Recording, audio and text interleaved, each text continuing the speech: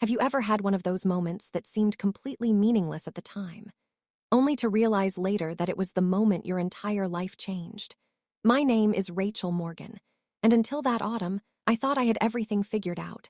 I was 32 years old, living in downtown Chicago, and working as a financial analyst for one of the city's fastest-growing investment firms. My career was finally taking off. After years of working late nights, sacrificing weekends, and missing family gatherings, I had just been promoted to senior analyst. It was the biggest achievement of my career, and everyone around me believed I was living the dream. But the promotion wasn't the only reason I had been smiling lately. 3 months earlier, the love of my life had proposed. His name was Ethan Walker. He wasn't flashy or overly romantic. He was the kind of man who remembered the little things, how I liked my coffee, my favorite flowers, and every anniversary, no matter how small, or at least. That's what I believed. We had been together for almost 6 years. Our wedding was scheduled for the following spring. The venue had already been booked. The photographer had been paid. My wedding dress was hanging safely inside my apartment closet. Every week, Ethan and I added money to a joint savings account for our future home. We spent evenings looking through real estate listings, imagining where we'd raise our children someday. Everything felt perfect. Too perfect. Looking back now, I realize life has a strange way of hiding storms behind the brightest skis. It was my best friend, Lauren Hayes, who insisted we celebrate my promotion. "Worked too hard for this," she said over the phone. "Tonight isn't about work, it's about you." I laughed. "I hope you're not planning anything embarrassing." "Trust me," she replied. "You're going to love it." That should have been my first warning. Lauren had a habit of turning simple outings into unforgettable adventures. Sometimes they were wonderful, sometimes not so much. That Friday evening, she picked me up just before sunset. Instead of driving toward our favorite restaurant, she headed downtown. "Lauren," I looked out the window. "Where exactly are we going?" She smiled without taking her eyes off the road. "It's a surprise." 20 minutes later, she parked outside an old brick building surrounded by food trucks, music, and dozens of people walking from booth to booth. "What is this place?" I asked. "A fall festival," she grinned. "They have food, live music, handmade crafts, and one thing I know you'll absolutely hate." I narrowed my eyes. "What does that mean?" She pointed toward a large white tent decorated with lanterns. A colorful sign hung above the entrance: mystics, astrology, and tarot readings. I immediately shook my head. "Oh, absolutely not." Lauren burst into laughter. "Come on, it'll be fun." "I don't believe in tarot." "You don't have to believe in it." She looped her arm through mine. "Just laugh at it with me." I sighed dramatically. 5 minutes, she clapped excitedly. "That's all I need." If I had known what would happen after we walked into that tent, I would have turned around and gone home instead. I smiled and followed her inside. The moment we stepped inside the tent, the sounds of the festival faded into the background. Soft instrumental music floated through the air. The scent of vanilla candles mixed with lavender filled the room, and dozens of people wandered from table to table, chatting quietly with astrologers, palm readers, and tarot readers. Lauren looked like a kid in a candy store. "This is amazing," she whispered excitedly. I folded my arms and smiled. "Admit, it's prettier than I expected." "I told you." She grabbed my hand and led me past several booths. One reader offered crystal healing. Another claimed to communicate with spirit guides. A third promised to reveal your soulmate's initials. I couldn't help laughing. "This is creative marketing." Lauren nudged my shoulder. "Impossible." As we turned toward the last corner of the tent, I noticed something different. Unlike the other readers, one elderly woman sat alone behind a small wooden table. She wasn't calling customers over. She wasn't advertising. She simply shuffled an old deck of worn tarot cards as if she had nowhere else to be. Something about her calm expression made me stop walking. Before I could say a word, she looked directly at me. "Finally arrived." A strange chill ran down my spine. Lauren glanced at me. "Do you know her?" I shook my head. "No." Woman smiled gently. "Been waiting for the Sagittarius." I blinked. Lauren stared at me with wide eyes. "Rachel." Neither of us had mentioned my birthday. Trying to brush it off, I laughed nervously. Maybe she guessed. Woman motioned toward the empty chair across from her. "Sit." I don't know why I listened. Maybe it was curiosity. Maybe it was the way she spoke with such quiet confidence, or maybe some part of me simply wanted to prove none of this was real. I sat down. Lauren pulled up another chair beside me, already trying not to laugh. The woman slowly spread the deck across the table. "Place your hand on the cards." I did. She closed her eyes for several moments before beginning to shuffle again. Without looking at the deck, she drew 3 cards and placed them face down. Then she turned over the first. Her peaceful smile faded. She revealed the second. Her eyebrows tightened. Finally, she turned over the third card. For the first time since we'd met her, she looked genuinely worried. I forced a smile. That can't be good. Her eyes met mine. Someone close to you is hiding the truth, Lauren chuckled. Oh, here we go. Woman ignored her. You trust this person completely. I shrugged. I trust a lot of people. She slowly shook her head. No, you trust one person with your future. Without thinking, my mind immediately went to Ethan. The woman placed one finger on the final card. Within 30 days. She paused. Your life will change overnight. Lauren burst into laughter. Sorry, but that's exactly what happens in every movie. I laughed too, though mine sounded less convincing. The reader continued as though she hadn't heard either of us. You will lose something you believed could never be taken from you. A strange knot formed in my stomach. Before I could ask another question, she reached for one last card. She stared at it for what felt like an eternity, then she looked back at me. When everything falls apart. Do not ignore the woman wearing blue. Silence settled over the table. Lauren finally stood. Well, that was dramatic. She reached into her purse, paid for the reading before I could object, and pulled me gently to my feet.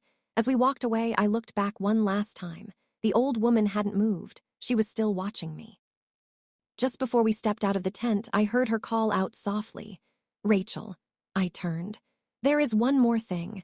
I walked back toward her. She leaned forward, lowering her voice until only I could hear. When the first lie reveals itself, don't wait for a second one. I frowned. What does that mean? She simply smiled. You'll understand soon. Outside, the cool evening air felt refreshing. Lauren laughed all the way back to the car. You seriously looked terrified in there. I wasn't terrified, I said, trying to convince myself. I was curious, she smiled. Good, because by tomorrow you'll forget all about it. I smiled back. I probably will, but deep inside, I couldn't stop thinking about one sentence. When the first lie reveals itself, don't wait for a second one. I had no idea that in less than a week, the first lie would find me. For the next few days, I tried to forget everything the tarot reader had said. Work kept me busy. My promotion came with more responsibility, longer meetings, and endless emails. By the time I got home each evening, I barely had enough energy to cook dinner. Life felt normal. At least, that's what I kept telling myself. Ethan was his usual charming self. Every morning, he kissed me goodbye before leaving for work. Every evening, he asked about my day. He even surprised me with my favorite caramel cheesecake one Tuesday night. Looking at him, it was impossible to believe he could ever hurt me. Then Wednesday happened. Around lunchtime, I realized I'd left an important folder at home. It contained documents I needed for a meeting with one of our biggest clients. Luckily, our apartment was only 15 minutes from my office. I rushed home, grabbed the folder, and was about to leave when my phone buzzed. It was Ethan. Hey, sweetheart, he said. Where are you? At home, I forgot a file. There was a brief silence. Oh, you're home. His voice sounded strangely tense. Yeah. Another pause. Everything okay? I asked. Of course, he replied quickly. I just thought you were at work. Something about his answer felt odd. We ended the call and I shrugged it off. Maybe he was just busy. As I locked the apartment door, I noticed something unusual. Ethan's laptop was sitting on the dining table. That never happened. He took it everywhere. I smiled to myself. He's going to panic when he realizes he left it. Just as I reached for my car keys, the laptop chimed with a notification. Normally, I would have ignored it, but the screen lit up before it locked. A message preview appeared. Ashley, everything is going according to plan. She still has no idea. I froze. My heart skipped a beat. Who was Ashley and who was she? For several seconds, I simply stared at the screen, then it went dark. I immediately shook my head. Rachel, don't be ridiculous. It could be about work. Maybe Ethan was helping with a project. Maybe Ashley was a coworker, maybe. There were 100 reasonable explanations. I picked up my phone and almost called him. Instead, I slipped the phone back into my purse. If it was nothing, I didn't want to sound insecure. The meeting at work that afternoon was a disaster. I couldn't concentrate. The words from the tarot reader echoed in my mind. When the first lie reveals itself, don't wait for a second one. By the time I arrived home that evening, Ethan was already there. He greeted me with a warm smile. Hey, beautiful. He kissed my forehead as if nothing in the world was wrong. I forced myself to smile back. You forgot your laptop. His face changed, only for a split second, but I saw it. Did? Yeah. I drove back during lunch and picked it up, he said almost immediately. I blinked. No, you didn't. He looked confused. What do you mean? It was still on the dining table when I left. For a moment, neither of us spoke, then he laughed. Oh, I was thinking about yesterday. He smiled again. So, I guess I forgot it today. It sounded harmless, a tiny mistake, the kind anyone could make, but something inside me whispered. That was the first lie. I didn't argue. I didn't accuse him. I simply nodded and walked into the kitchen. That night, while Ethan slept peacefully beside me, I couldn't close my eyes. I kept replaying the conversation, not because he forgot his laptop, but because he had lied about something so small. Why? What was he trying to hide? I had no answers, only questions, and I had the unsettling feeling that the truth was much worse than I could imagine. The next morning, I woke up before Ethan. For a few seconds, I watched him sleeping peacefully beside me. He looked exactly like the man I had fallen in love with 6 years earlier, calm, gentle, trustworthy. It almost made me feel guilty for doubting him. Maybe I was overthinking everything. Maybe the message on his laptop really was about work. Maybe the tarot reader's words had simply gotten into my head. I quietly slipped out of bed and went to the kitchen to make coffee. A few minutes later, Ethan walked in, smiling as usual. Morning. Morning, I replied. He kissed my cheek and poured himself a cup of coffee. I'll be working late tonight, he said casually. We've got an important client presentation tomorrow. I nodded. No problem. He smiled, grabbed his briefcase, and headed for the door. Love you. I love you too, I answered. The apartment fell silent the moment he left. Normally, I would have started getting ready for work instead. I stood there replaying our conversation, working late. It sounded perfectly reasonable. Yet something deep inside me refused to let it go. All day, I couldn't focus. Numbers blurred together on my computer screen. Emails piled up unanswered. Even my manager noticed. Rachel, he said gently, are you feeling okay? I forced a smile. Just didn't sleep well. By 5 o'clock, I packed my things and left the office. I told myself I was going straight home. Instead, I found myself driving toward Ethan's office. I don't know what I expected to find. Maybe I just wanted proof that he was exactly where he said he'd be. When I arrived, the parking lot was nearly empty. Most employees had already gone home. I spotted Ethan's car. A wave of relief washed over me. See, you were imagining things. Feeling embarrassed, I started my car to leave. Then I noticed someone walking out of the building, a young woman with long, dark hair. She smiled as she approached Ethan's car. A moment later, Ethan stepped outside. My hands tightened around the steering wheel. The woman laughed at something he said. Then she handed him a small envelope. He looked around the parking lot as if making sure no one was watching. My heart pounded. He slipped the envelope inside his briefcase. The woman gave him a quick hug, not the kind of hug coworkers usually shared. It was brief, comfortable, familiar. I sat frozen, unable to move, unable to breathe. After a few seconds, they walked in opposite directions. I waited until the woman drove away before pulling out of the parking lot myself. The entire drive home, I kept asking myself the same question. Who was she? Was she Ashley? Or was there another explanation I hadn't considered that evening? Ethan arrived home nearly an hour later than usual. He looked tired. Long day, he sighed. I'll bet. He smiled. You have no idea. For the first time in 6 years, I wondered if I even knew the man standing in front of me. As he disappeared into the bedroom to change, his phone, lying on the kitchen counter, vibrated. The screen lit up for just a second. One new message, Ashley. Did she suspect anything before I could read another word? The screen went black, and I realized this was no longer just a strange coincidence. Someone named Ashley knew who I was and whatever was happening. They were making sure I didn't find out. I didn't sleep that night. Every time I closed my eyes, I saw the same message glowing on Ethan's phone. Did she suspect anything? Those 4 words echoed in my mind until sunrise. Who was Ashley, and why was she talking about me as if I were a problem that needed to be managed? The next morning, Ethan acted as though everything was perfectly normal. He made breakfast.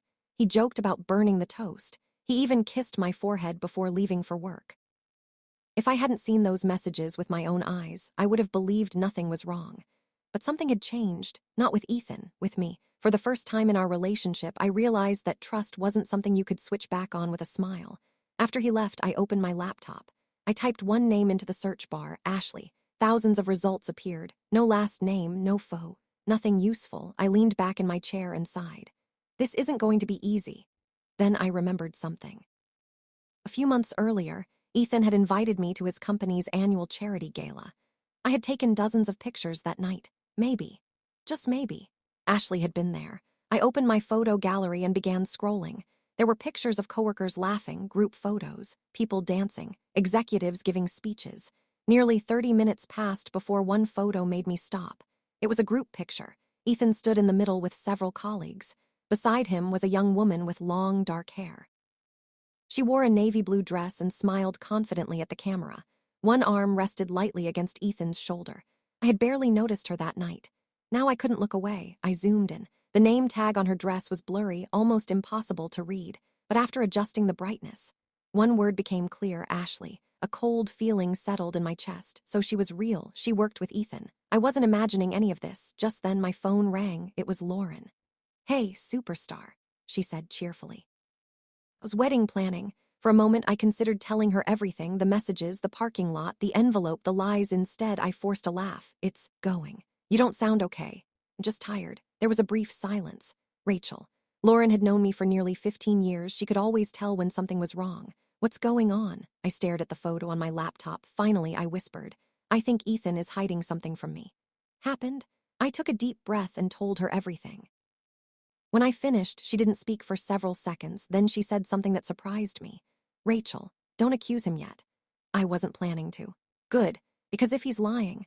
She paused. "You need proof." After we hung up, I couldn't stop thinking about her advice. Proof, not guesses, not assumptions. Proof. That evening, Ethan called to say he'd be home late again. Another client meeting, another excuse. I simply replied, "Okay." An hour later, my phone buzzed with a notification from our bank. Normally, I ignored transaction alerts. This time, I opened it immediately. Withdrawal. $8,500 from joint savings account. I frowned. That couldn't be right. Ethan and I had agreed never to touch our house fund without discussing it first. My hands began to shake as I logged into our account. The balance loaded slowly. When it finally appeared, my heart nearly stopped. It wasn't just $8,500 over dollars the past 3 weeks. More than $47,000 had quietly disappeared, and I had never authorized a single withdrawal. For almost a full minute, I just stared at the numbers on my screen. I blinked once, then twice. Surely I had opened the wrong account. I refreshed the page. The balance didn't change. I refreshed it again, still the same. My heart was pounding so hard I could hear it in my ears. "No," I whispered. "This has to be a mistake." I quickly opened the transaction history. There they were. One withdrawal after another. Some were $5,000, others were $8,000. One was nearly $12,000. Each transaction had taken place while I was at work, completely unaware. How had I not noticed? Then I remembered. For months, I'd been so busy preparing for the promotion and planning the wedding that I rarely checked the account. I trusted Ethan, completely.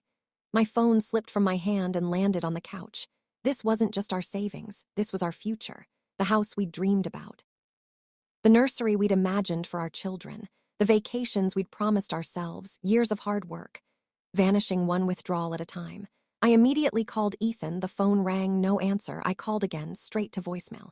"Hey, it's Ethan, leave a message." I hung up without saying a word. A few seconds later, my phone buzzed. "Ethan, in a meeting. I'll call you later. Love you, love you." I stared at those 2 words until they blurred. If he loved me, why hadn't he told me about the money? The next morning, I arrived at the bank before it even opened. As soon as the doors unlocked, I walked inside. A young customer service representative greeted me with a smile. "Good morning. How can I help you today?" "I need to review transactions on my joint savings account." She nodded politely and asked for my identification. A few minutes later, she looked up from her computer. "Is there a problem with the account?"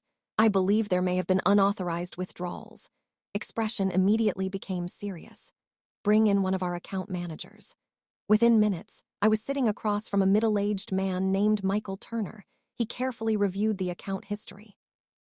"I can confirm the withdrawals," he said. "They were all authorized." "Authorized by who?" I asked. He hesitated. "I'm sorry, Ms. Morgan, but since this is a joint account, either account holder has the legal authority to withdraw funds." My stomach tightened. "So," he nodded gently, "Mr. Ethan Walker made every one of these withdrawals." I felt the air leave my lungs. There has to be some mistake. I'm afraid there isn't. He turned the monitor slightly toward me. Each transaction included Ethan's signature. His identification had been verified every single time. I couldn't believe what I was seeing. The man I'd trusted with my future had been emptying our savings, without saying a single word. "So sorry," Mr. Turner said quietly. If you believe fraud has occurred, you may wish to speak with an attorney. But legally, because it was a joint account, these withdrawals were permitted. I thanked him, though I barely remember standing up. Outside the bank, I sat in my car with tears streaming down my face. People walked past my window, laughing, talking, living their ordinary lives. Mine no longer felt ordinary. I replayed every conversation Ethan and I had shared over the past month. Every time he'd told me we were getting closer to buying our dream home. Every time he'd smiled and said, "We're almost there." Every one of those moments had been a lie. Just as I was about to start my car, my phone rang. It was Lauren. The moment I answered, she knew something was wrong. Couldn't hold it together anymore. "Money's gone," I whispered. "What?" "He took it, Lauren. Almost $50,000. There was silence on the other end of the line, then Lauren spoke in a calm but firm voice. "Confront him." "Yet, if he's hiding this much," she paused, "there's probably something even bigger you haven't discovered." As I ended the call, I looked through the windshield, trying to make sense of everything. Then, across the street, I saw Ethan. He wasn't alone. He was standing outside a cafe, and the woman beside him was Ashley. This time there was no mistaking it. She reached for his hand, and Ethan didn't pull away. My entire body went numb. I couldn't look away. There they were, standing on the sidewalk across the street as if they didn't have a care in the world. Ethan and Ashley, they weren't arguing. They weren't discussing business. They were smiling. Ashley reached for his hand. This time, Ethan didn't hesitate. He intertwined his fingers with hers. It was such a simple gesture, but in that moment it shattered 6 years of memories. I wanted to jump out of my car. I wanted to scream. I wanted answers. Instead, I stayed exactly where I was. Lauren's words echoed in my head. "Confront him. Not until you know everything." With trembling hands, I reached for my phone. I wasn't thinking clearly. I just knew I needed proof. I zoomed in and snapped several photos through the windshield. Seconds later, the two of them walked into the cafe together. I waited 5 minutes, 10 minutes, 20. Finally, curiosity got the better of me. I pulled my coat tighter, crossed the street, and stepped inside. The cafe was crowded. People chatted over coffee while soft jazz played in the background. I scanned every table, then I saw them. They were seated in the far corner, hidden from the entrance. I slipped into a booth behind a large decorative plant, close enough to hear parts of their conversation. "She still doesn't know," Ashley whispered. Ethan nodded. "Been careful." Ashley sighed. Hate lying to her. My heart sank. Lying, they admitted it so casually. Ethan looked down at his coffee. "We're almost finished. After next week, none of this will matter." Next week? What was happening next week? Ashley leaned closer. "Are you sure she'll sign?" "I'll make sure she does." My blood ran cold. "Sign what?" Before I could hear anything else, a waiter accidentally bumped into my chair. "I'm so sorry." Noise caused Ethan to glance around the cafe for one terrifying second. Our eyes almost met. I quickly looked down at the menu in front of me. "Please don't recognize me. Please." After a few tense moments, Ethan turned back toward Ashley. I let out the breath I'd been holding. A few minutes later, they stood to leave. As they walked past my table, I noticed Ethan carrying the same brown envelope Ashley had handed him outside his office days earlier. Whatever was inside it. It was important. I waited until they left before hurrying to my car. The entire drive home, one sentence kept repeating in my mind. "Make sure she signs." Signs what? That evening, Ethan came home carrying flowers, my favorite white lilies. "I thought we could order takeout tonight," he said with a warm smile. I looked at him. The flowers, the smile, the gentle voice, everything looked exactly the same. But now, it all felt like part of a performance. During dinner, he talked excitedly about our honeymoon plans. "Been thinking about Hawaii," he said. "Always wanted to go." I forced a smile. "That sounds nice." Then he reached into his briefcase and placed a thick folder on the table. "Almost forgot. I need you to sign a few documents tomorrow." I stared at the folder. Every hair on the back of my neck stood up. "What documents?" "Oh, nothing complicated." He smiled. "Just paperwork our financial advisor recommended before the wedding." He pushed the folder toward me. "Explain everything tomorrow." Then he kissed my forehead and carried his plate to the kitchen. The moment he disappeared around the corner, I looked at the folder. On the top page in bold letters were the words, "Authorization and Transfer Agreement," and suddenly, I understood exactly what Ashley had meant. "Make sure she signs." I didn't touch the folder, not that night. After Ethan went to bed, I carried it into the living room and stared at it for nearly an hour. My hands hovered over the cover. Every instinct told me to open it. Another part of me was terrified of what I might find. Finally, I took a deep breath and flipped it open. The first few pages were filled with legal language I barely understood. Property ownership, Financial disclosures, investment transfers, it all looked official. But the deeper I read, the more confused I became. Several pages required only one signature, mine. There was no place for Ethan to sign. That didn't make sense. If this was truly something for our future, why did only my signature matter? I quietly took photos of every page with my phone. Then I carefully placed everything back inside the folder exactly as I had found it. The next morning, Ethan was already dressed for work when I walked into the kitchen. He smiled as if nothing had happened. "Morning, beautiful." "Morning." He poured me a cup of coffee. "So, did you get a chance to look at the paperwork?" "Not yet." "That's okay." He shrugged casually. "We'll go over it tonight. It won't take more than 10 minutes. His voice was calm, relaxed, confident. Almost as if he already knew I would sign. "Got an early meeting," he said, grabbing his briefcase. "See you tonight." He kissed my forehead and walked out the door. The second I heard the apartment door close, I picked up my phone and called Lauren. "Need your help." Less than an hour later, we were sitting in her car. She listened carefully as I explained everything and showed her the photos of the documents. Her expression grew more serious with every swipe. "I don't like this," she said quietly. "Neither do I." She looked at me for a moment before starting the engine.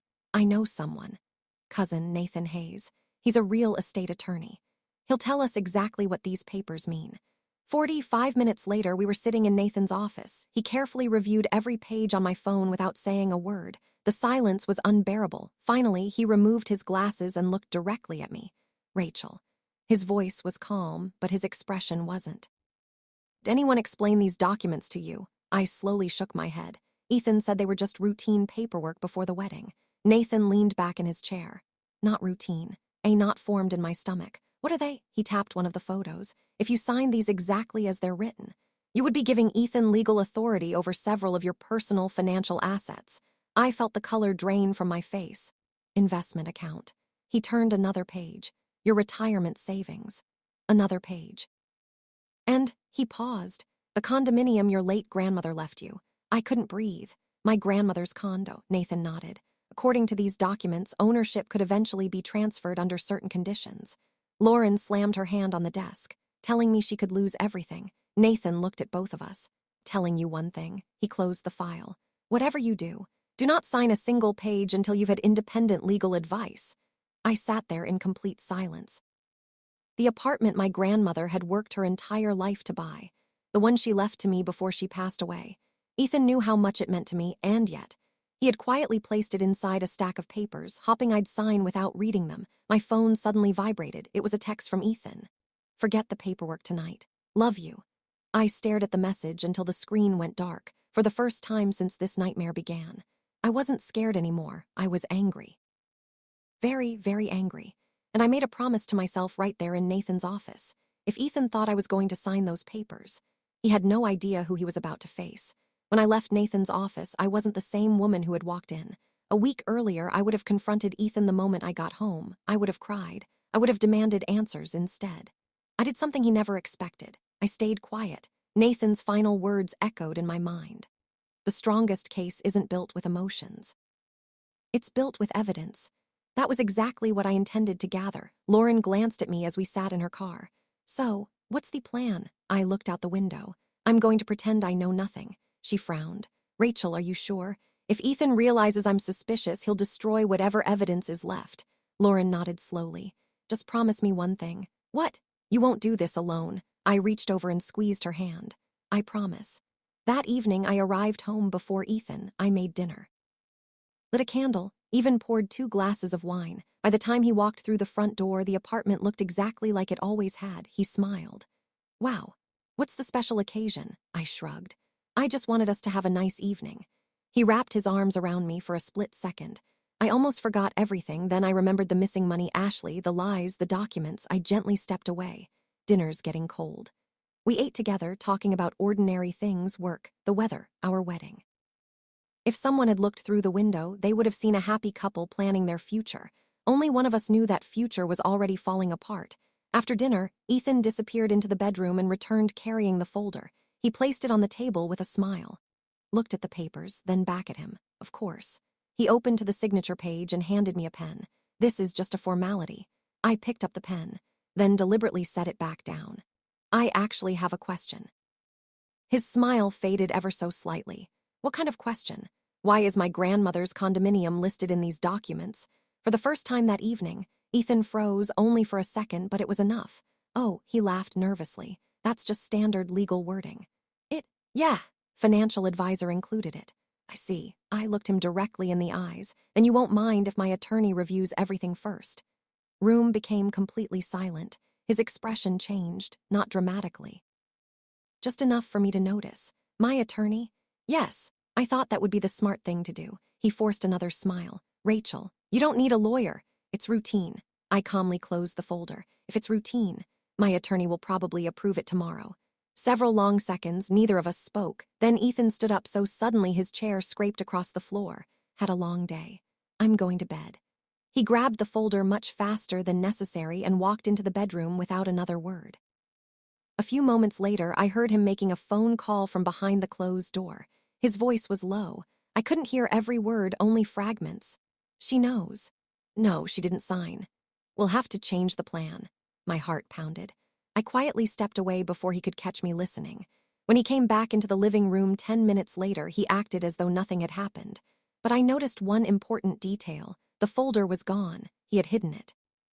Late that night, after Ethan fell asleep, my phone buzzed on the nightstand. It was a text from Lauren.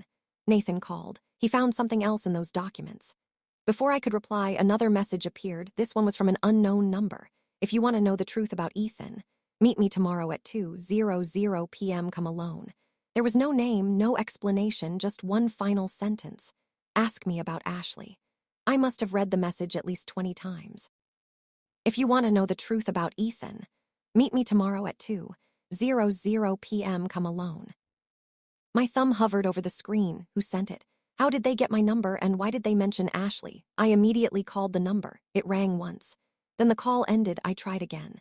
This time it went straight to voicemail. No name, no greeting, nothing, just silence. I barely slept that night. Every possibility raced through my mind. Was it Ashley? Was it someone from Ethan's office? Or was it a cruel prank? The next morning, I showed the text to Lauren. Her face tightened with concern. I don't like this. Don't either. Don't go. I have to. Rachel, you don't know who you're meeting. I know. If someone knows the truth, I can't ignore it. Lauren sighed. Then at least let me drive you. The message had said come alone, but it hadn't said I had to arrive alone. At exactly 1:50 p.m., Lauren parked half a block from a quiet cafe near Chicago's Riverwalk. She looked at me nervously. If anything feels wrong, call me immediately. Will, keep your phone on. I nodded and stepped out of the car. The summer breeze carried the smell of fresh coffee as I walked toward the cafe. Every face seemed suspicious. Every passing stranger made my heart race. I checked my phone, 1:58 p.m. 2 minutes early. I ordered a bottle of water and chose a table near the window where I could see the entrance. At exactly 2:00 p.m., the bell above the cafe door rang. A woman walked in. She was in her early 40s, wearing a tailored navy blue blazer and carrying a leather briefcase. Our eyes met immediately. Without saying a word, she walked straight to my table. Rachel Morgan. Yes, she sat down across from me. My name is Rebecca Lawson. I sent the message. I swallowed hard. Do you know me? Instead of answering, she slid a business card across the table. I picked it up, my eyes widened. Lawson and Pierce Forensic Accounting Services. Forensic Accounting. I investigate financial crimes, Rebecca said calmly. And for the past 8 months, I've been investigating Ethan Walker. My heart nearly stopped. What? She opened her briefcase and removed a thick file. No, this is difficult to hear. Your fiancé isn't the man you think he is. I stared at the file, my hands trembled. Who are you really? She leaned forward. Working with federal investigators. Ethan is connected to an ongoing financial fraud investigation. The cafe suddenly felt much smaller. I could barely breathe. What does Ashley have to do with this? Rebecca hesitated, then she answered. Ashley isn't Ethan's girlfriend. I blinked. What? She's one of his coworkers. For months, she's been secretly helping investigators. I frowned. That doesn't make any sense. I saw them holding hands. Rebecca nodded slowly. No, you did.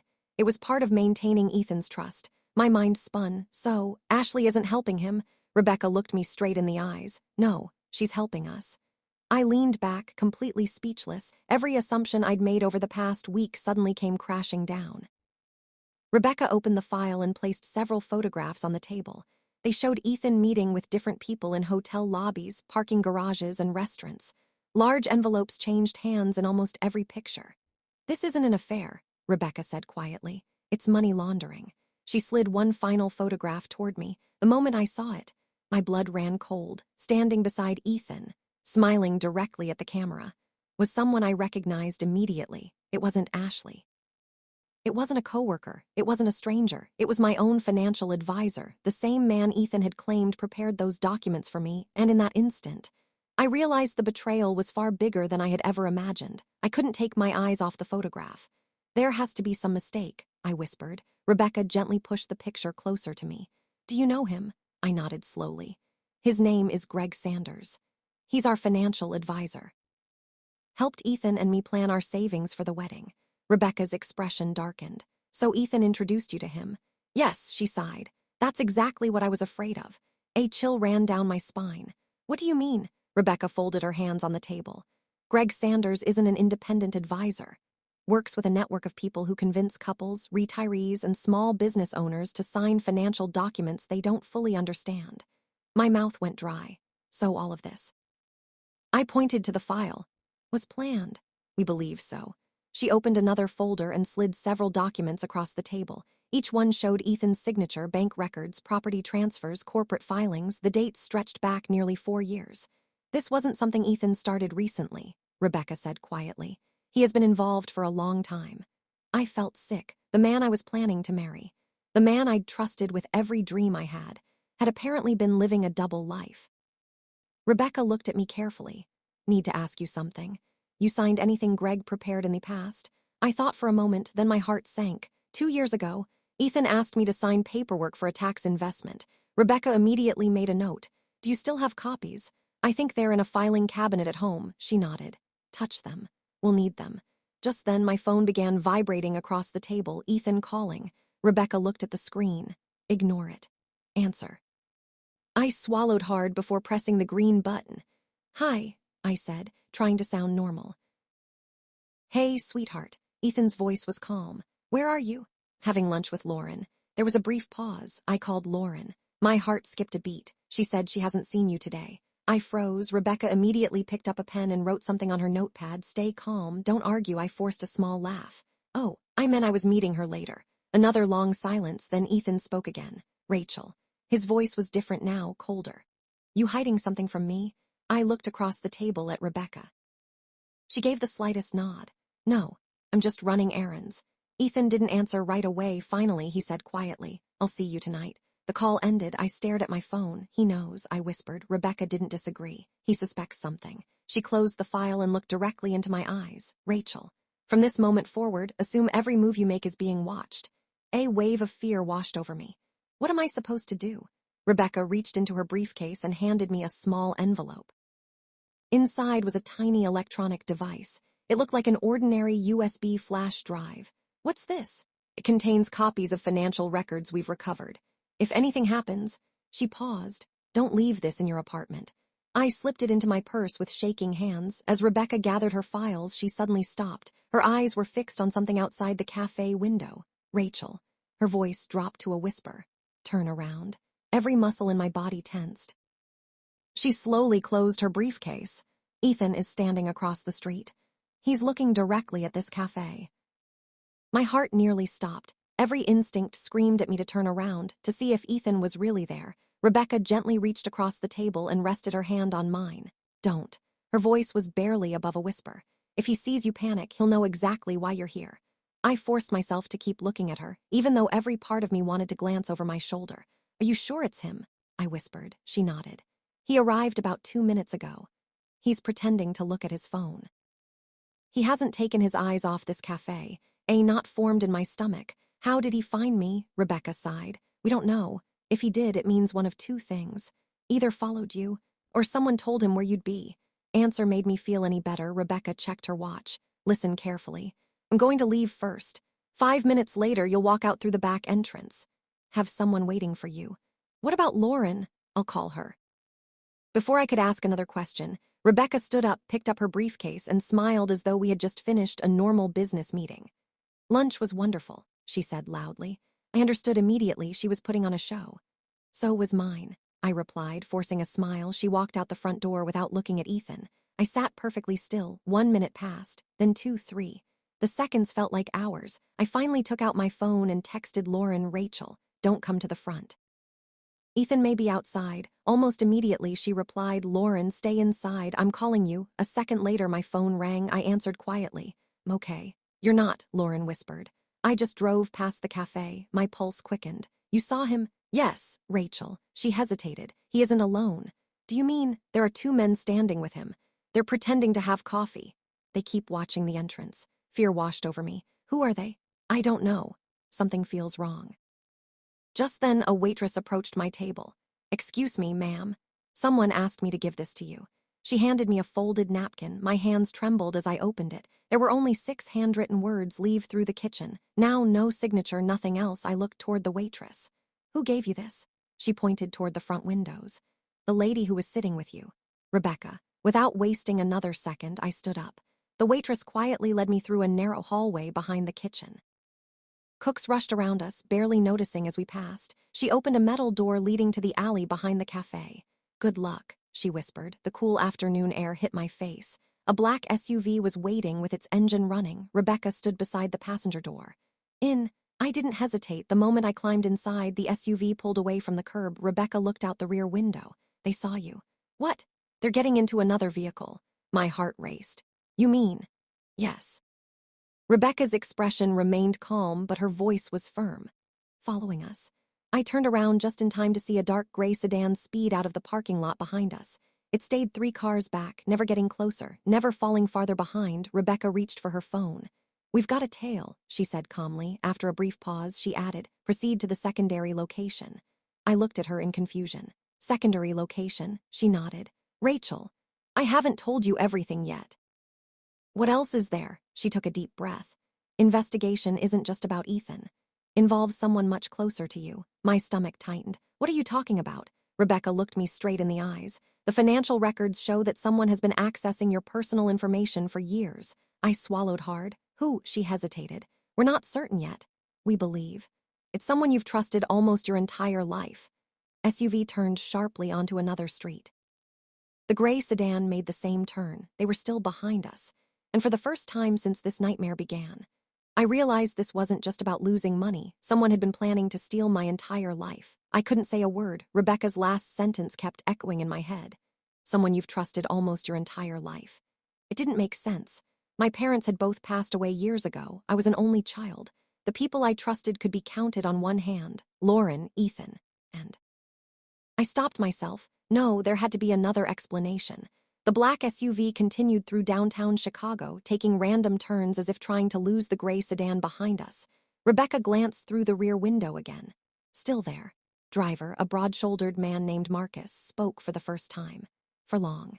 He turned sharply onto a side street, then another. For a moment, the gray sedan disappeared. I finally exhaled. We lost them. Marcus didn't answer immediately. After another block, he checked his mirrors and nodded. "I think so." Rebecca looked relieved. "Good." Needed a few minutes. "A few minutes for what?" I asked. She opened her briefcase and removed a thick manila envelope. Across the front, written in bold black letters, were the words, "Rachel Morgan, confidential." My stomach tightened. "What's in there?" "Everything we've uncovered." She handed me the file. Inside were copies of bank statements, property records, phone logs, and dozens of photographs. One picture caught my attention immediately. It showed Ethan walking into a storage facility carrying 2 large boxes. The date in the corner was nearly a year old. "Why would he rent a storage unit?" I asked. Rebecca pointed to another document. "He rented it 3 weeks after you and Ethan opened your joint savings account." I frowned. "He visited it at least 23 times. I looked at her, confused. "What's inside?" "We don't know. Haven't been able to get a warrant." I slowly turned another page. There was a list of names. Some had red circles around them. Others had the word victim written beside them. "What is this?" Rebecca sighed. "People connected to Ethan." I scanned the page. Several names were unfamiliar. Then one made my heart stop. Margaret Ellis. I stared at it. "I know her." Rebecca looked surprised. "You do?" "She lives in my apartment building. She's 74 years old. Always tells me stories about her grandchildren." Rebecca's face grew serious. "Rachel." 6 months ago, Margaret lost nearly $300,000. I couldn't believe what I was hearing. No, she thought she'd made a safe investment. Rebecca looked directly at me. Ethan introduced her to the same financial advisor. Room inside the SUV suddenly felt colder. It wasn't just me, I whispered. No, Rebecca shook her head. It never was. A wave of anger replaced my fear. Many people, Rebecca hesitated. We believe at least 18. 18 families. 18 lives. I closed the file and looked out the window. The man I had planned to marry. The man who had promised to build a future with me had apparently been destroying the futures of other people all along. My phone suddenly vibrated. It was a voicemail notification. I frowned. I didn't hear it ring. Rebecca glanced at the screen. Who is it from? I pressed play. A familiar voice filled the car. It was Ethan, but he hadn't meant for me to hear it. Rachel, if you're listening to this, it means something has gone wrong. There was a long pause. Then he said quietly, I never wanted you to find out this way. Message ended abruptly. I looked at Rebecca in confusion. What does that mean? Before she could answer, Marcus slammed on the brakes. The SUV screeched to a stop. A black pickup truck had swerved across the road, completely blocking our path. Marcus's expression hardened. We've got company. Rebecca looked through the windshield. Then she whispered two words that made my blood run cold. They found us. Marcus slammed the SUV into reverse. The tires screeched against the pavement. Before we had moved more than a few feet, another vehicle turned into the alley behind us. A white delivery van. It stopped, completely blocking our escape. You're trapped, I whispered. Marcus kept one hand on the steering wheel while scanning the mirrors. No. Yet, Rebecca remained surprisingly calm. She reached into her briefcase and pulled out a small radio. Here, she said into it. We need immediate assistance. Static crackled through the speaker, then a voice replied. Units are 2 minutes away. Minutes, it sounded like forever. The driver's door of the black pickup slowly opened. A tall man wearing a dark baseball cap stepped out. He wasn't carrying a weapon. He simply walked toward our SUV with slow, confident steps. Do you know him? I asked. Rebecca nodded once. His name is Victor. He's worked with Ethan before. My heart pounded. What does he want? You. Before I could respond, Victor stopped a few feet from the SUV and raised both hands. He smiled. The smile never reached his eyes. He tapped gently on my window. Tap, tap, tap. I couldn't move. Victor motioned for me to lower the window. Marcus immediately locked every door. Don't. Victor's smile disappeared. He reached into his jacket. My breathing stopped. Instead of pulling out a weapon, he removed a plain white envelope. He held it up so I could see my name written across the front, Rachel Morgan. Then he pointed toward the envelope before laying it carefully on the hood of the SUV without saying a single word. He turned around and walked back to the pickup. Seconds later, both vehicles pulled away as quickly as they had arrived. The road was clear. Marcus looked confused. That's it. Rebecca didn't answer. She cautiously stepped out of the SUV, picked up the envelope, and examined it before bringing it inside. It's not addressed to me, she said quietly. It's addressed to Rachel. She handed it to me. My hands shook as I broke the seal. Inside was a single folded sheet of paper. There was no signature, just a typed message. Rachel, you've been lied to by more people than you realize. Ethan isn't the only one keeping secrets. Ask Rebecca where she was on March 18. Ask her why an innocent man disappeared that day. Then decide who you really trust. The SUV fell silent. I slowly lowered the letter. Rebecca's face had gone pale. I looked directly at her. Who's March 18 about? She didn't answer. Rebecca. I held up the letter. Tell me the truth. She closed her eyes for a moment before speaking. They are parts of this investigation that I couldn't tell you. My stomach tightened. Why not? Because they involve someone who died. I stared at her, nodded. His name was Thomas Bennett. Was the first person who tried to expose Ethan's operation. What happened to him? I asked. She looked away. He vanished the day before he was supposed to meet investigators. My pulse quickened. On March 18, Rebecca's voice was barely a whisper. That was the last day anyone ever saw him. Before I could ask another question, Marcus's phone rang through the SUV's speakers. He answered immediately. After listening for only a few seconds, his expression changed. He looked at Rebecca, then at me. You need to hear this. He pressed the call onto speaker. A detective's voice filled the vehicle. Rebecca, we've just searched Ethan Walker's storage unit. Rebecca leaned forward. What did you find? There was a long pause. When the detective finally spoke again, his voice was heavy. We found dozens of financial records. Another pause, and one more thing. What? We found a locked metal box. Inside it were Rachel's missing savings records. My heart skipped. But that's not all. The box also contained a wedding guest list. I frowned. Guest list? Yes. Detective took a deep breath. Every name on that list has been marked. I gripped the phone tighter. Marked how? His answer sent a chill through my entire body. Each guest has a handwritten note beside their name, listing exactly how much money Ethan believed he could get from them. No one spoke. The detective's words hung in the air like a storm cloud.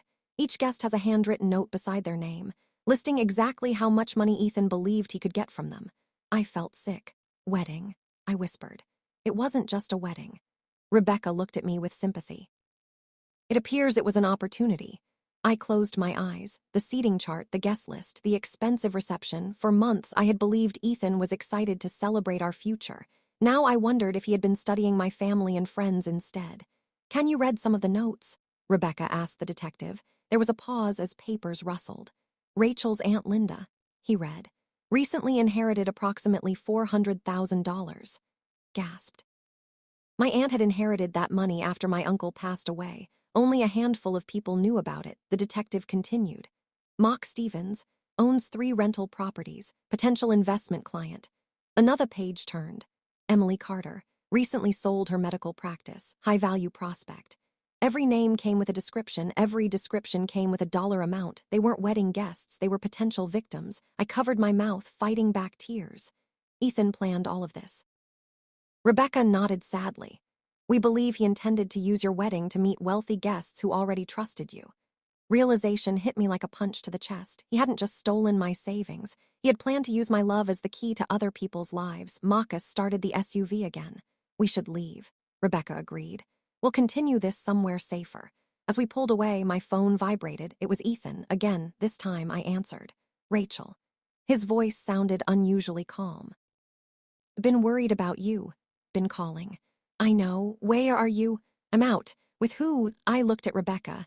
"Does it matter?" A long silence followed. Then Ethan sighed.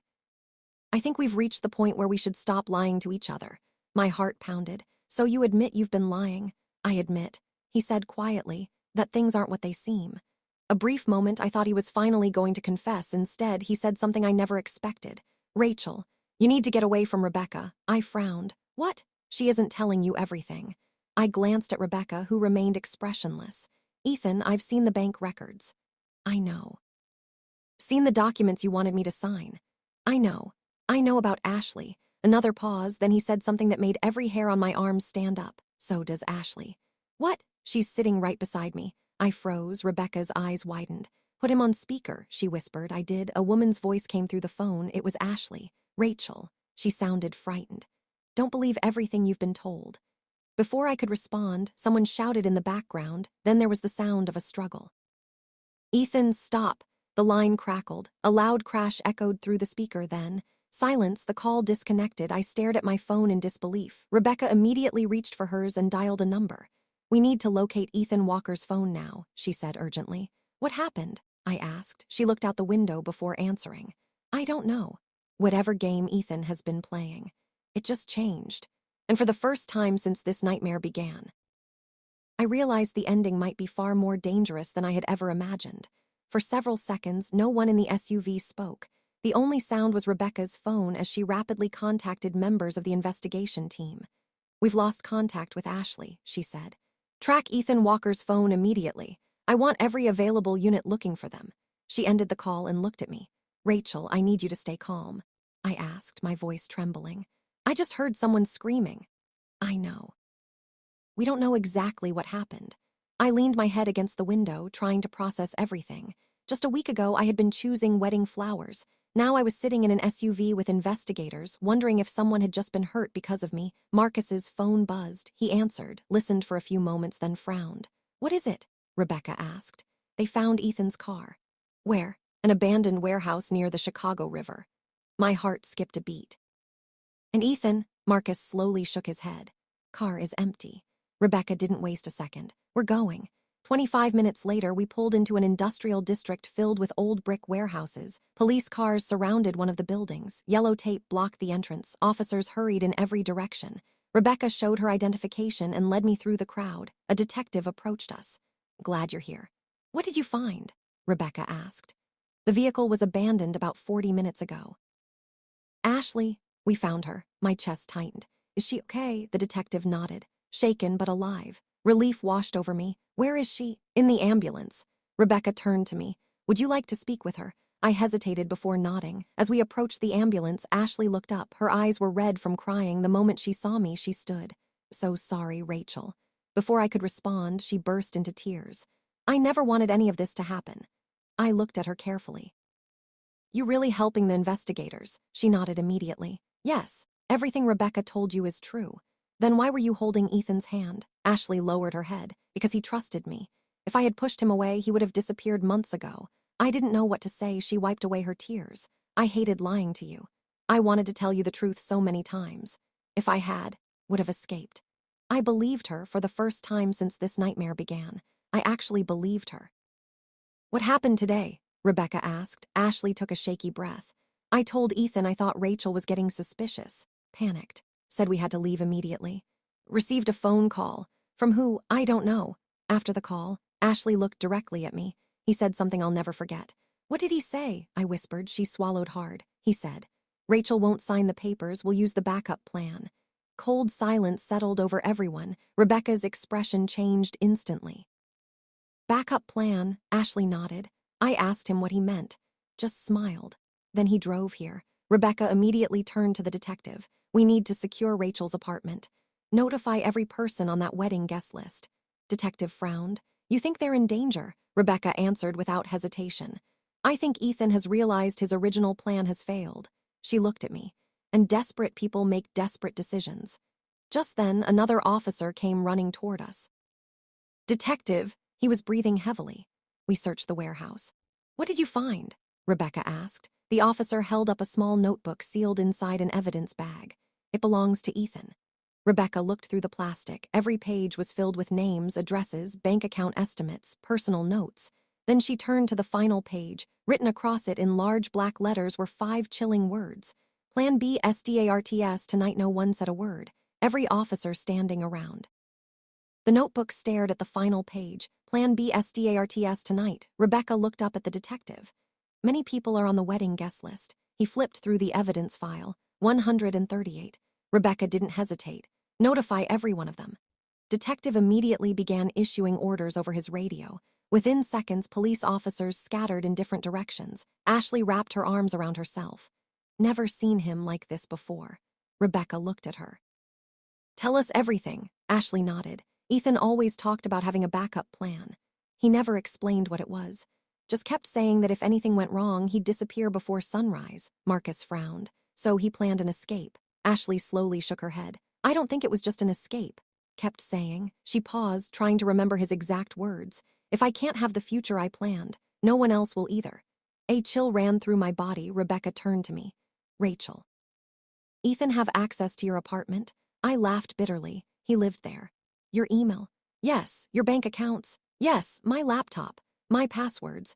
My phone. Everything. I had shared everything with him. Rebecca's expression grew more serious. We need to assume every account you own has been compromised. My heart sank. My identity. It's possible. Before anyone could say another word, Rebecca's phone rang. She answered immediately. Lawson. She listened for several seconds without speaking. And her face changed. What? She looked directly at me. Long silence. Finally, she ended the call. What happened? I asked. She took a deep breath. Rachel, you need to prepare yourself. My stomach tightened. What is it? Your apartment. I felt my knees weaken. What about it? Rebecca's voice was calm, but her eyes revealed the truth before she spoke. There was a fire. I stared at her. No, emergency crews responded about 15 minutes ago. They managed to put it out. My heart pounded. My home. Rebecca nodded. I'm so sorry. Without thinking, I ran toward Marcus's SUV. I have to go. Rebecca followed close behind. Rachel, wait.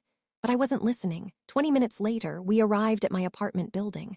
The flashing red lights of fire trucks reflected off the smoke-blackened windows. Firefighters were still rolling up hoses. Police officers had surrounded the entrance. I stepped out of the SUV and froze. The windows of my apartment were shattered. Black smoke stained the walls above my balcony. Everything I owned, everything my grandmother had left me, might be gone. A firefighter approached us. Are you Rachel Morgan? I nodded, unable to speak. He removed his helmet. We're sorry. The fire started inside your apartment. Do you know how? He hesitated. We're investigating. But what? He looked toward the building. It doesn't appear to have been an accident. Before I could process those words, another officer hurried toward Rebecca carrying a clear evidence bag. We found this near the back stairwell. Inside the bag was a silver key. Attached to it was a small keychain I recognized instantly. I had given it to Ethan on our second anniversary. Rebecca looked at me. "Are you certain this is his?" Tears filled my eyes. "Yes," she turned to the detective. "Seal the scene. From this moment on, this isn't just a financial investigation." She paused before saying the words I never imagined hearing. "We're treating this as attempted murder and arson." World around me seemed to stop. The man I had once imagined spending the rest of my life with had become the man the police were now hunting. And somewhere out there, Ethan Walker was still free. I stood in front of my apartment building, unable to move. Smoke still drifted from the broken windows. Firefighters walked in and out, carrying water-damaged furniture and blackened boxes. Everything I had spent years building, everything my grandmother had left me, seemed to be disappearing right before my eyes. Rebecca gently placed a hand on my shoulder. "Rachel, I'm so sorry." I wiped away my tears. "Can I see it?" She hesitated. "Fire marshal says it's safe for a few minutes." "Don't touch anything." I nodded. Together, we climbed the stairs. The smell of smoke grew stronger with every step. When we reached my apartment, my heart shattered. The living room was almost unrecognizable. The sofa had burned down to its frame. The curtains were gone. The walls were stained black. Broken glass covered the floor. I slowly walked toward what had once been my bedroom. My wedding dress, the one I'd dreamed of wearing, had been destroyed. Only a few pieces of white fabric remained. I dropped to my knees for the first time since this nightmare began. I cried without trying to stop myself. Rebecca quietly stood by the doorway, giving me space. After several minutes, a fire investigator entered the apartment. "MS. Morgan," I looked up. "We found something." He carefully carried in a small fireproof lockbox. Flames never reached the inside. My heart skipped a beat. "I don't recognize it." Rebecca stepped closer. "Open it." Investigator placed it on a table that had somehow survived the fire. I slowly lifted the lid. Inside were several items wrapped in plastic: my passport, my birth certificate, the deed to my grandmother's condominium, and a handwritten letter. The envelope simply read, "For Rachel." I frowned. Never seen this before. Rebecca looked at the handwriting. "Is it Ethan's?" I shook my head. "No." I carefully opened the envelope. The paper inside had yellowed with age. As I began reading, my eyes filled with tears. It was from my grandmother, my dearest Rachel. "If you're reading this, it means I'm no longer here to remind you of something very important. Never give your trust to someone simply because they ask for it. Trust is earned through honesty, kindness, and time. The right people will never pressure you to make decisions you're not ready to make." My hands trembled. There was more. "The condominium I leave to you is more than a home. It is your safety. Promise me you'll never sign it away unless you truly understand why." I couldn't hold back the tears. My grandmother, years before any of this happened, had somehow given me exactly the advice I needed. Rebecca quietly smiled. She was a very wise woman. Before I could respond, Marcus rushed into the apartment. "Rebecca," his voice was urgent, "we've got a lead." "What is it?" "We tracked a purchase made with one of Ethan's old business accounts." Rebecca's eyes narrowed. "Private airfield just outside the city." My heart pounded.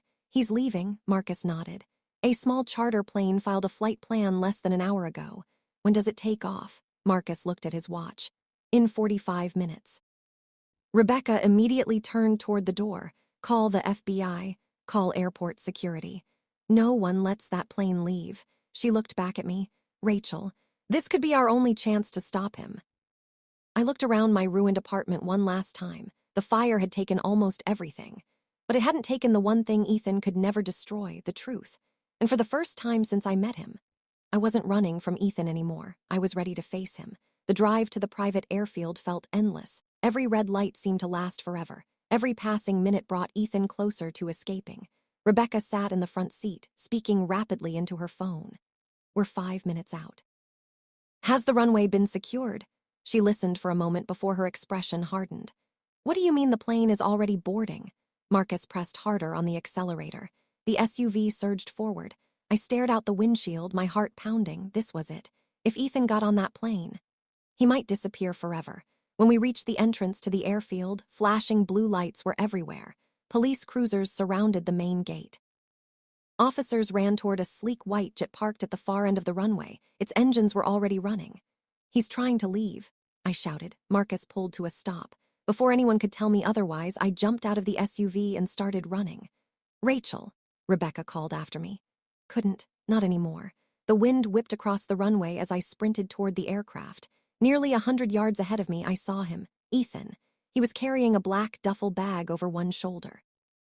For the first time in days, he turned and looked directly at me. Neither of us moved. The world around us seemed to disappear. Police officers shouted commands, sirens echoed across the airfield, but all I could see was the man I had once planned to marry. Ethan slowly lowered the bag to the ground. "Never wanted this," he called. I stopped several feet away. "You stole from me." His shoulders slumped. "I know. You lied to me." "I know." "You burned my apartment." For the first time, anger flashed across his face. "I didn't start that fire." I stared at him. "What?" "I swear to you, Rachel. I went there." He paused. "But someone else got there first." I didn't know what to believe anymore. Rebecca and several officers finally caught up. "Step away from the bag," one officer shouted. Ethan raised both hands. "I'm unarmed." Rebecca looked at him carefully. "Then explain the money." "Can, the fake documents." "I can explain those too." "People you scammed." Ethan closed his eyes. "I made terrible choices." "I wasn't the one in charge." Rebecca frowned.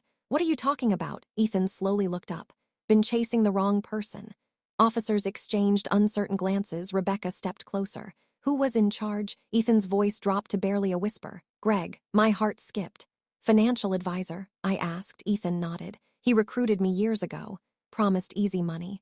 When I wanted out, they threatened me." Rebecca shook her head. "Convenient story." "It's the truth." Ethan pointed toward the black duffel bag. "Everything you need is in there.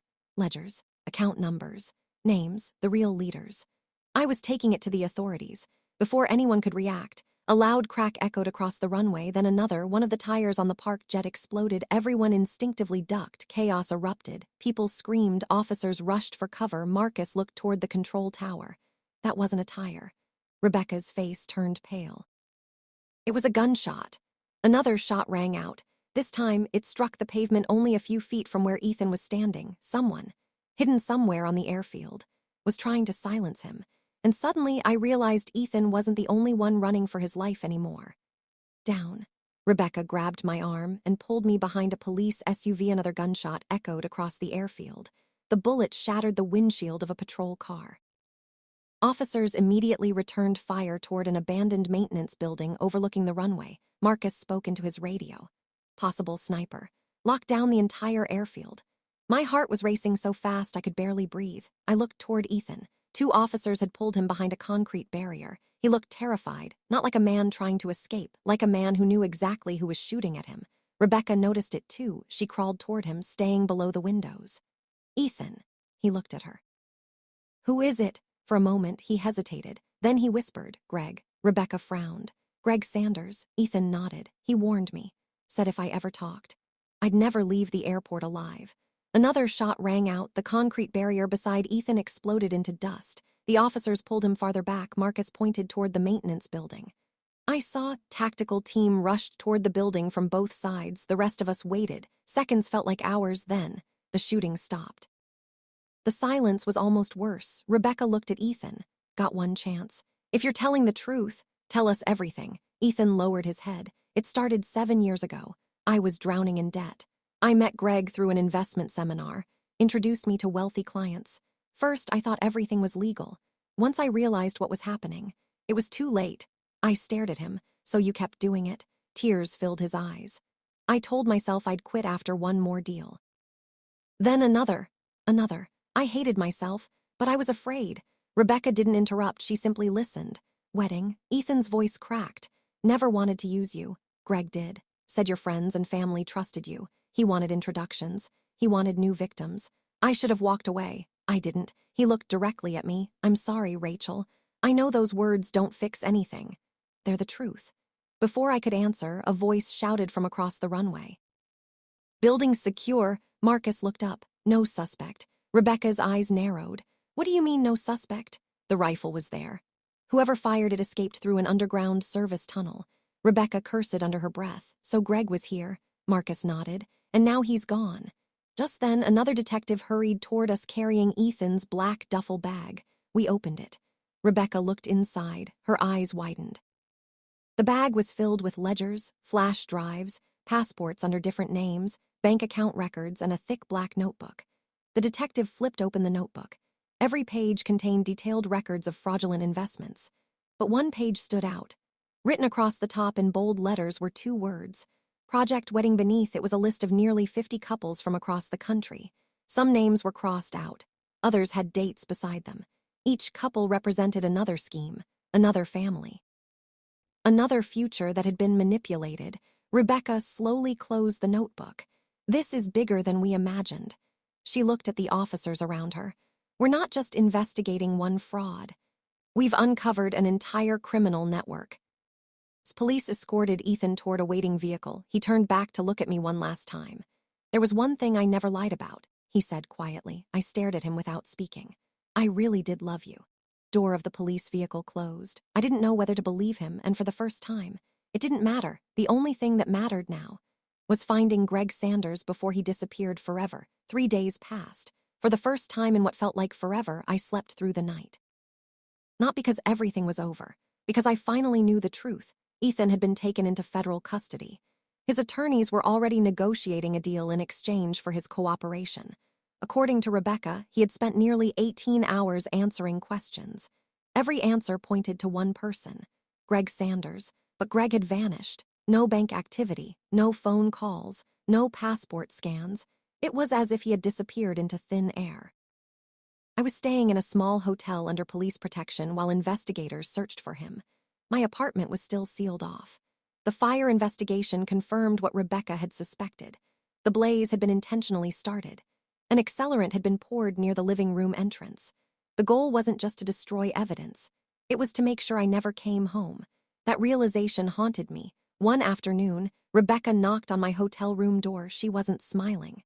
We found something. What is it? She handed me a sealed evidence envelope. Inside was a flash drive. One Ethan gave us, she nodded. Our forensic team recovered deleted files. I plugged the drive into a secure laptop. Hundreds of documents appeared, bank records, contracts, photographs. Then I noticed a folder named Rachel. My heart skipped. I opened it. There were pictures of me walking into work, leaving the grocery store, meeting Lauren for coffee. Some had been taken months earlier. Others were only weeks old. I felt sick. He was watching me. Rebecca shook her head. Ethan, she pointed to the file properties. These were created before Ethan even met you. I stared at her. What?